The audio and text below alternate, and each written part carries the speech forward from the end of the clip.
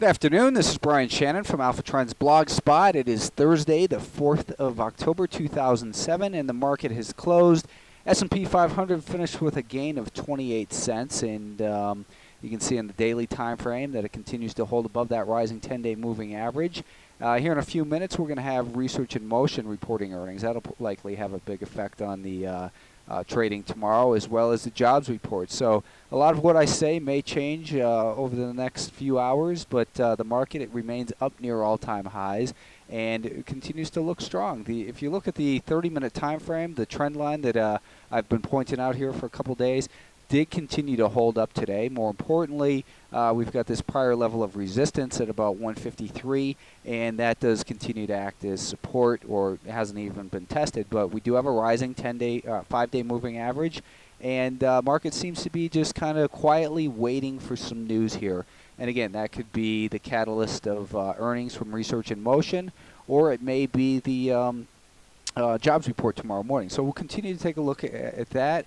And for now, cautiously optimistic. You can see on the 10-minute time frame that the 5-day moving average is still rising, and market is just kind of consolidating here sideways. So really not much new to report in the S&P 500. Semiconductors, these guys broke down yesterday, and the important level of support I was talking about was this 3780. It continued to hold above that level after breaking what I thought was a prior level of support that was important, which was this 3870 level. 3870 was taken out decisively on the open yesterday. We had broken down below the 38 level, and now 3780 seems to be a pretty important level for this market to hold above. If it can't hold there, then I think we're going to be seeing bigger problems for this semiconductor market, which may spill over into the rest of the market as well. And right now, you see this Research in Motion trading up at 103 and climbing. So so far, it seems to have a somewhat positive effect. We'll see, though. And 105. So stocks doing really well here in the aftermarket so far. The IWM, the Russell 2000, that is. These guys have been acting much stronger lately. You can see that we've got a rising 10, 20, and 50-day moving average in here. And the important level of support for the short term is $82 a share. We can look at that on the 10-minute time frame. You can see that $82 level is also the location of that rising 5-day moving average. So the IWM continues to hold up well. We're going to give the benefit of the doubt to the buyers as long as we have that the direction of that 5-day moving average is higher.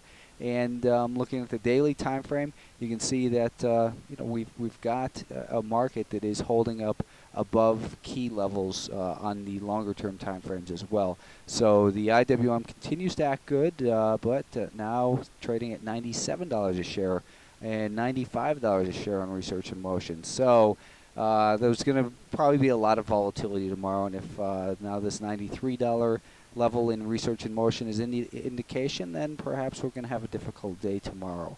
Let's see. Take a look at the Qs. The Qs finished with a gain of 12 cents at 51.77, and this market has given us a little bit of reason for concern.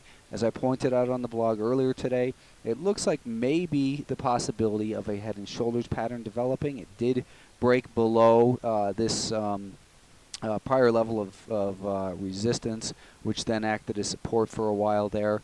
Now it's once again showing that so what I was trying to say, the Research in Motion was just trading so fast it was locking out part of my screen. What we have here on the NASDAQ 100, though, is a broken trend line. We've also broken below that 5-day moving average, kind of trading back and forth above and below it. So on a short-term time frame, there's definitely reason for a little bit of concern here with these lower highs and lower lows. And looking at a 30-minute time frame, you can see that trend line a little bit more clearly, and this support here at about, let's just call it 51.50. I think breaking below 51.50 might be a problem. But again, on the daily time frame, it's still in a fantastic uptrend, and really no damage done here right now.